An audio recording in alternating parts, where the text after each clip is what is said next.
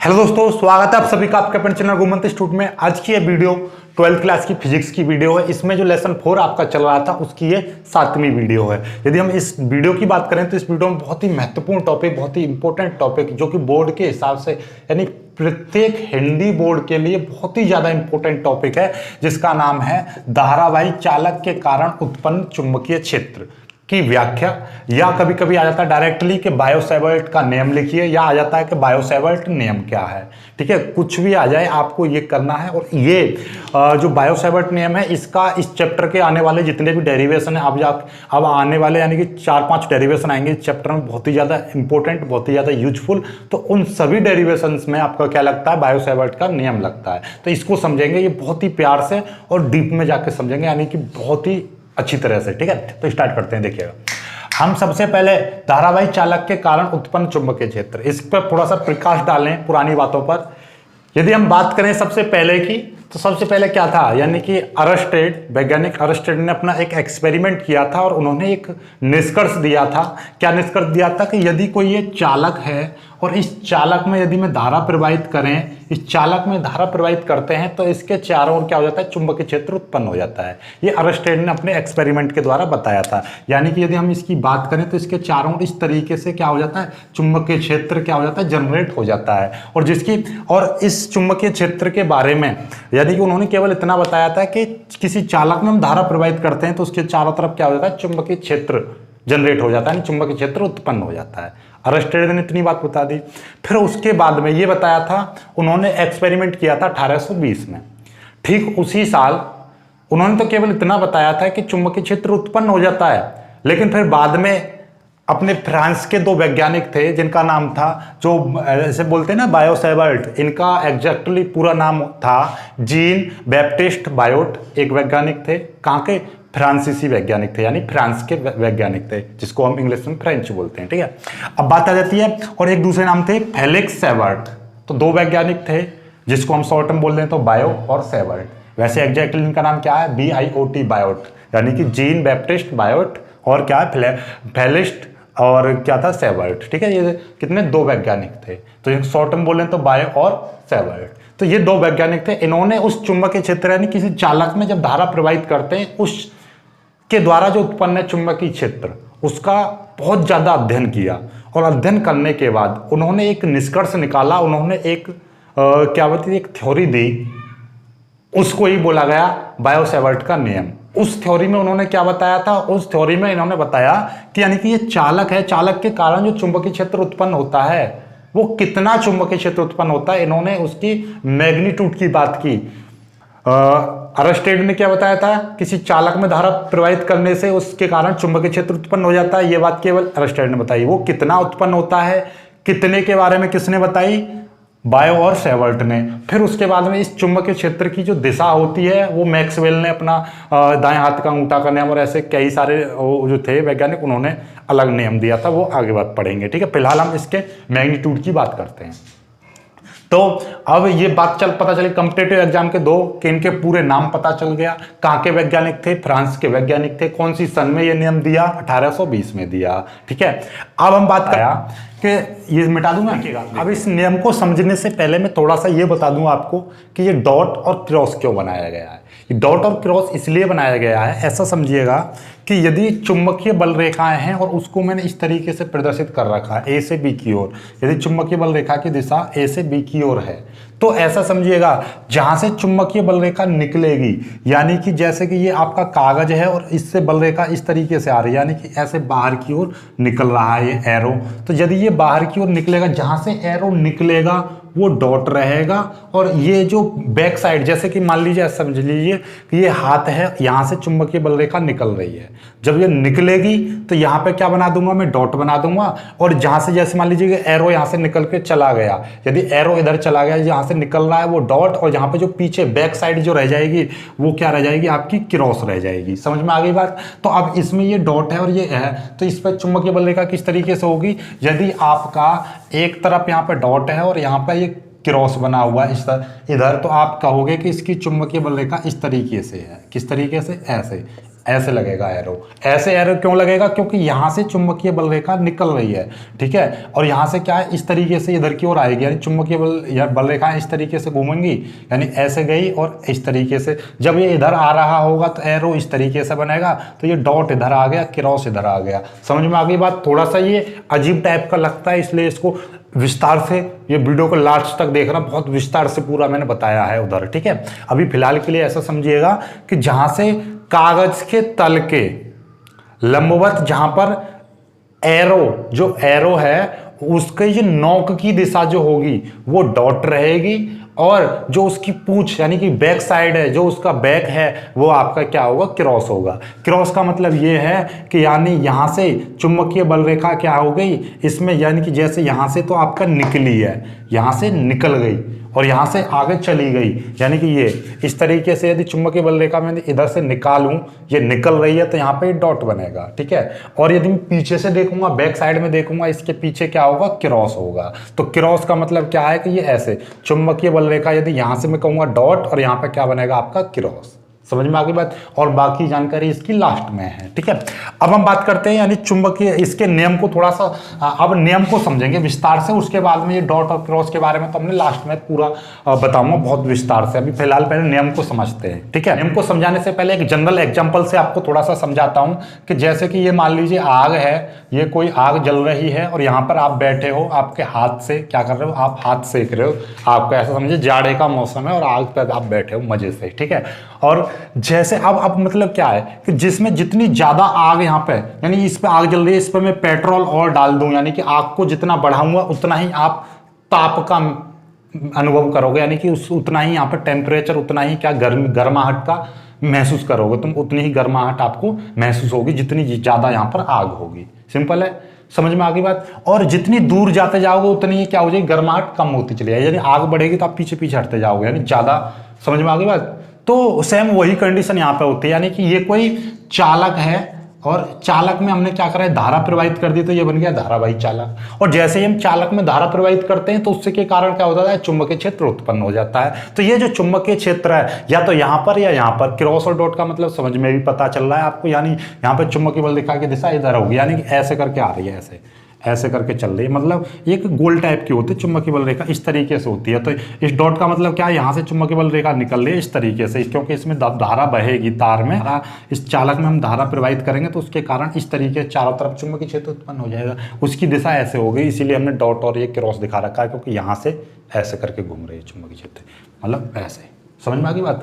अब जब ये हमने चालक लिया, चालक का एक छोटा खंड मान लिया हमने C और D, यानी एक छोटा सा लघु अवयव जिसको बोलेंगे हम अल्पांश। इस छोटे खंड के कारण यहाँ पर चुंबकीय क्षेत्र जो उत्पन्न होगा, यानी कि यह बिंदु जितनी ज्यादा दूर होगा उतना ही कम चुंबकीय क्षेत्र होगा, और जितना पास होगा उतना ही ज्यादा चुंबकीय क्षेत्र होगा। पहली बात, इस खंड में जितनी धारा बहेगी उतना ही ज्यादा चुंबकीय क्षेत्र होगा, जितनी कम धारा बहेगी उतना ही कम होगा, ठीक है। ये जितना कोण, इस कोण पर भी निर्भर करता है, और तो 2-3-4 बातों पर निर्भर करता है। वो कौन कौन सी बात है कि इसमें धारा जितनी बहेगी उतना ही ज्यादा चुंबकीय क्षेत्र उत्पन्न होगा, इस चालक की लंबाई जितनी ज्यादा होगी उतना ही ज्यादा चुंबकीय क्षेत्र उत्पन्न होगा, ये कोण जैसा होगा उस कोण के अनुसार निर्भर करेगा, और ये जो दूरी है, दूरी के व्युत्क्रमानुपाती होता है, जितनी ज्यादा दूरी बढ़ेगी उससे ज्यादा ही क्या हो जाएगा? कम होता जाएगा क्या? चुंबकीय क्षेत्र। अब इसकी बात करते हैं, हम लिखेंगे कैसे पेपर में। अब वो समझते हैं डीपली तरीके से कि पेपर में आपको लिखना कैसे है। अब समझते हैं बायोसेवर्ट ने अपने निष्कर्ष में क्या चीज बताई थी? 4 बातें बताई थी। नंबर 1 क्या बताया था? उन्होंने बताया कि जब किसी चालक में हम धारा प्रवाहित करते हैं तो वो उसको बोलेंगे हम धारावाही चालक। क्या? धारावाही चालक। किसी धारावाही चालक से, ये देखना, ये चुंबकीय क्षेत्र उत्पन्न हो रहा है, यहाँ पर ये चुंबकीय क्षेत्र उत्पन्न हो रहा है। तो जब किसी चालक में हम धारा प्रवाहित करते हैं, चुंबकीय क्षेत्र उत्पन्न हो गया, तो किसी ये मान लिया चालक का हमने एक छोटा खंड ले लिया, जैसे कि ये चालक है और इस चालक का हमने छोटा खंड ले लिया जिसकी लंबाई हमने मान ली डेल्टा एल, ठीक है। इस छोटे खंड के कारण यहाँ पर मान लीजिए एक बिंदु है P, और यहाँ पर हमें क्या है? चुंबकीय क्षेत्र, यानी कि इस तरीके से उत्पन्न होगा। तो ये कितना चुंबकीय क्षेत्र है अब वो हमें नहीं पता, वो निकालना है। तो इस बिंदु P पर चुंबकीय क्षेत्र का मान 3-4 बातों पर निर्भर करता है। नंबर 1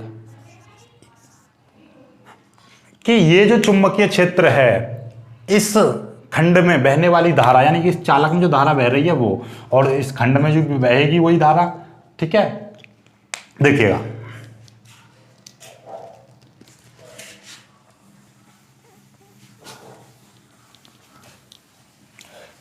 अब समझते हैं हम इस नियम को। अब हम इस नियम को समझते हैं। देखिएगा इस चित्र को भी मैं समझाऊंगा, फिलहाल पहले आपको मैं नॉर्मली समझाता हूं। ये चालक, और चालक में हमने क्या कर दी, धारा प्रवाहित कर दी। तो धारा ऐसे जा रही है तो ये हो गया धारावाही चालक। ऐसे इस तरीके से धारावाही चालक का मतलब समझ में आ गया, यानी किसी चालक में धारा प्रवाहित हो रही है। ठीक है, अब हमने क्या किया कि इस चालक का ये मान लीजिए एक छोटा खंड है, एक ए बी मान लो या सी डी मान लो, कुछ भी मान लो, इसकी लंबाई है डेल्टा एल। ठीक है, किसी धारावाही चालक के एक छोटे खंड, बोले तो लघु अल्पांश, इसको क्या बोलूंगा मैं, एक खंड बोल दूं या बोल दूं अल्पांश।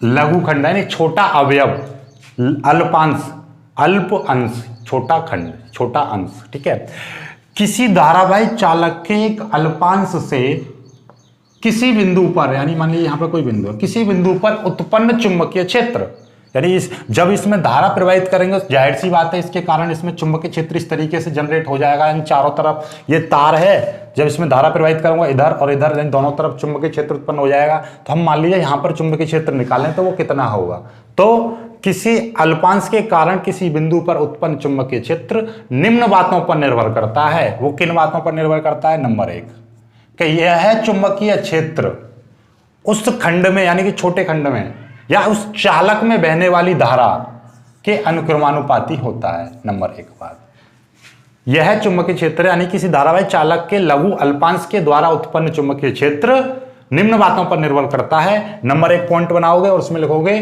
चुंबकीय क्षेत्र, यानी कि यह लगाओ या चुंबकीय क्षेत्र, चुंबकीय क्षेत्र चालक में बहने वाली धारा के अनुक्रमानुपाती होता है। नंबर 2, यह चुंबकीय क्षेत्र छोटे अल्पांश यानी कि लघु अल्पांश की लंबाई के अनुक्रमानुपाती होता है। 2, डेल्टा एल यानी कि अल्पांश की लंबाई के अनुक्रमानुपाती होता है। नंबर 3 की बात करें, इसको जरा ध्यान से समझना कि यह चुंबकीय क्षेत्र लघु अल्पांश तथा उस बिंदु P को मिलाने वाली रेखा, यह चुंबकीय क्षेत्र लघु अल्पांश या लघु खंड या छोटे अवयव, तो तुम एक वर्ड ही बोलिएगा, अल्पांश। यह चुंबकीय क्षेत्र अल्पांश तथा उस बिंदु P को मिलाने वाली रेखा के बीच बने कोण की जया, कोण की जया, जया का मतलब होता है साइन, कोण की जया साइन थीटा के अनुक्रमानुपाती होता है। तो ये हो गया तीसरा पॉइंट।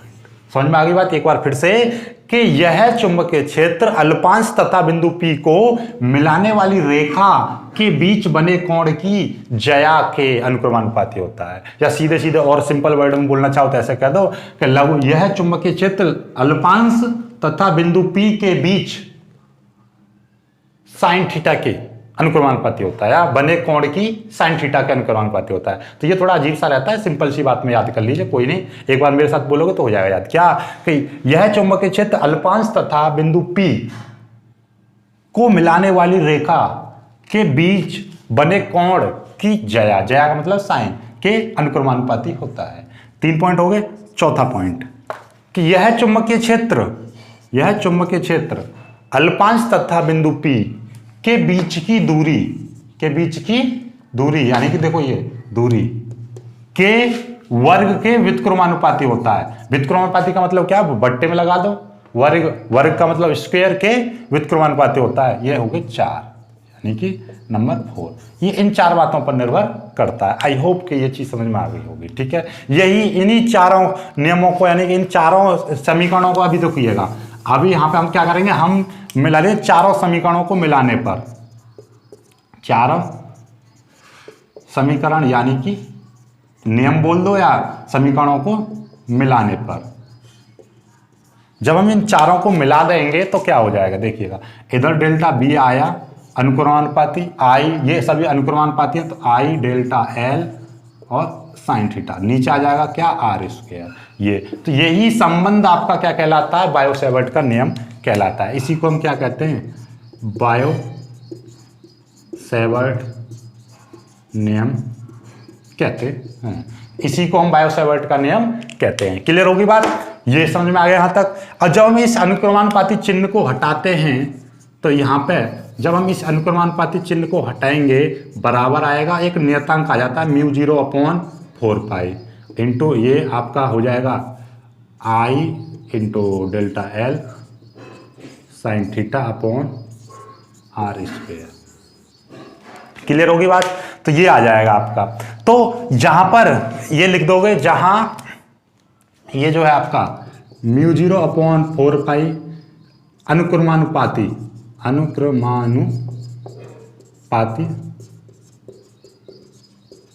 नियतांक है, ठीक है।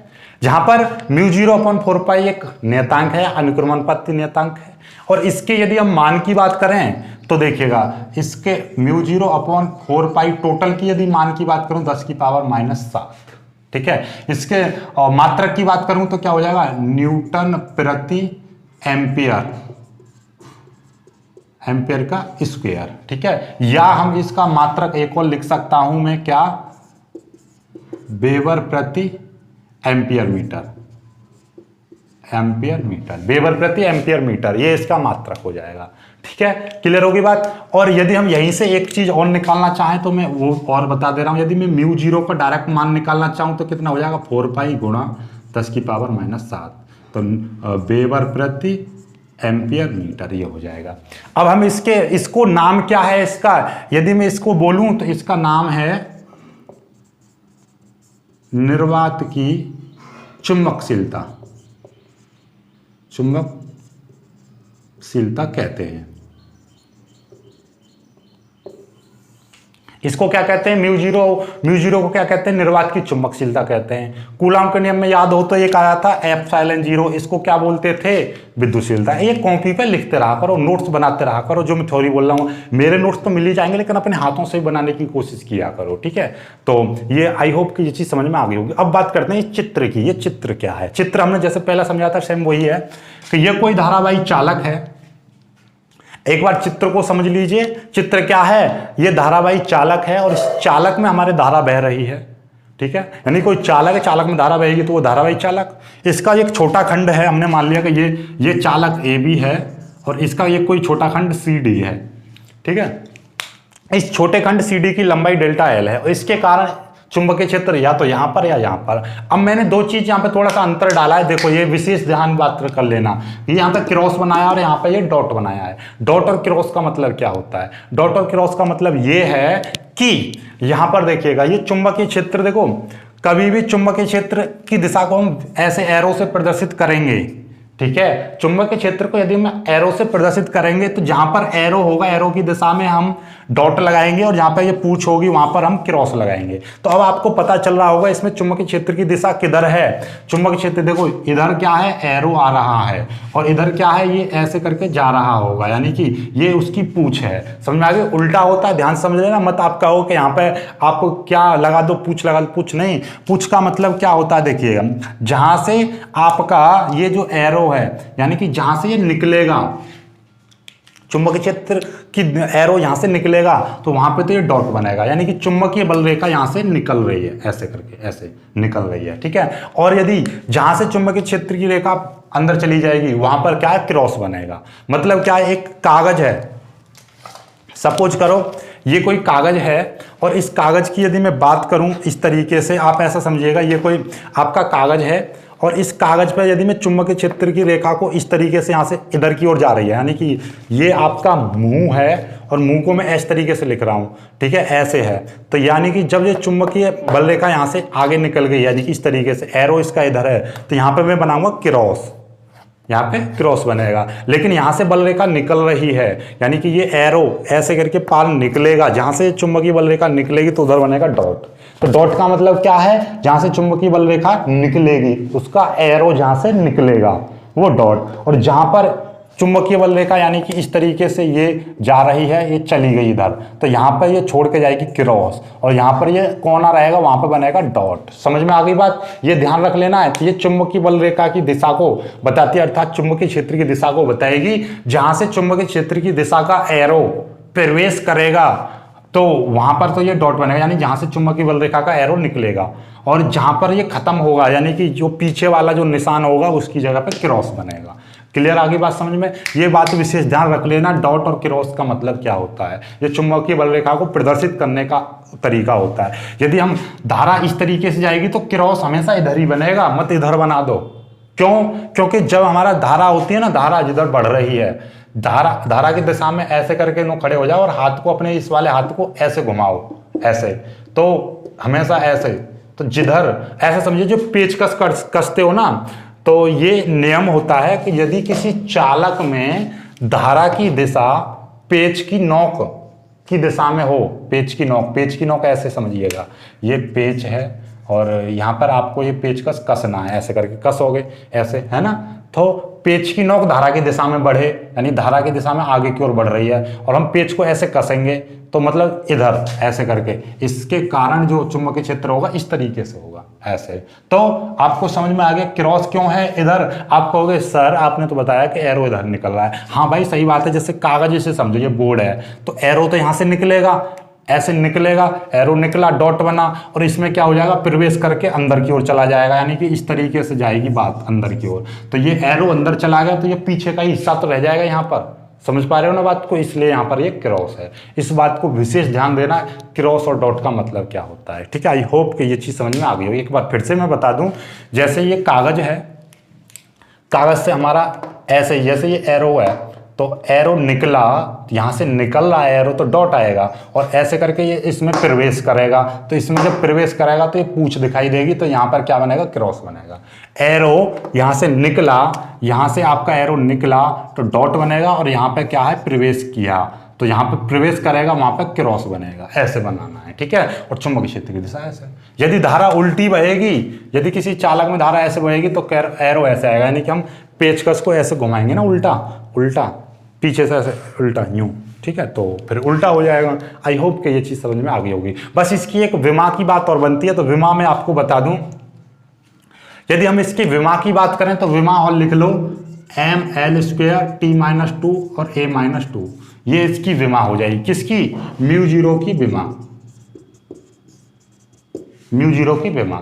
और μ0 का फिर जब विमा है तो यहाँ से m के मात्रा की बना दो, ये किलोग्राम, l क्या है, मीटर स्क्वायर, t क्या है, सेकंड, शनि समय की पावर यानी सेकंड की पावर -2, और a क्या है आपका एम्पियर, एम्पियर की घात -2, ठीक है। आई होप ये चीज़ समझ में आ गई होगी।